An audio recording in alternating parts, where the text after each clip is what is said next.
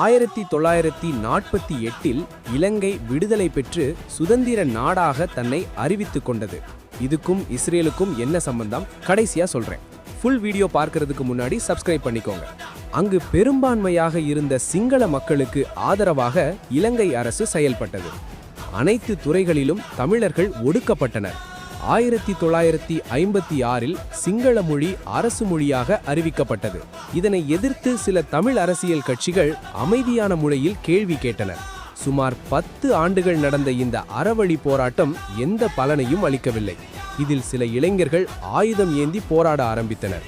1976இல் LTTE அமைப்பு உருவானது. இந்த அமைப்பு தமிழர்களுக்கு தனி நாடு கோரி ஆயுதம் ஏந்தி போரிட்டனர். LTTE இராணுவத்திற்கும் இலங்கை இராணுவத்திற்கும் ஏற்பட்ட போரில் 13 இலங்கை இராணுவ வீரர்கள் கொல்லப்பட்டனர். இதன் காரணமாக இலங்கை அரசு தமிழ் மக்களை தாக்கியது. வீடுகள் கொளுத்தப்பட்டன. பலர் தமிழ் மக்களை கொன்று குவித்தனர். 1987ஆம் ஆண்டு இந்தியா ராஜீவ்காந்தி தலைமையிலான அரசு இலங்கை இராணுவத்திற்கு அமைதி பேச்சுவார்த்தைக்காக இராணுவத்தை அனுப்பியது. ஆனால் இந்த பேச்சுவார்த்தை போரில் முடிந்தது.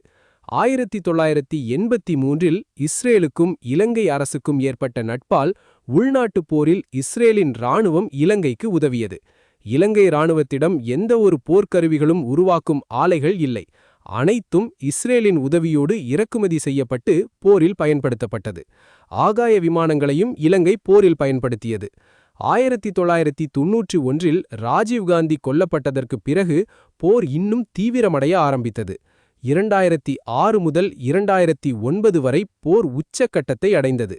2009 மே 16 முதல் 18 வரை முள்ளிவாய்க்கால் பாதுகாப்பு வலயமாக இலங்கை அரசால் அறிவிக்கப்பட்டது. இதனை நம்பி தமிழ் மக்கள் அனைவரும் அங்கு குடியேறினர்.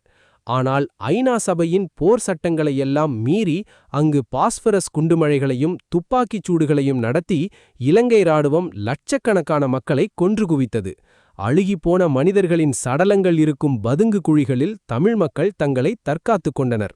ஒருவேளை உணவு கிடைக்காமல் பெண்கள் பாலியல் வன்கொடுமை செய்யப்பட்டு கொல்லப்பட்டனர்.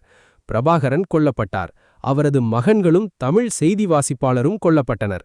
அவர்களின் வீர மரணத்தை வணங்கும் வகையில் ஆண்டுதோறும் மே 18 முள்ளிவாய்க்கால் நினைவு நாளாக மக்கள் நினைவுகூர்ந்து வருகின்றனர். 1947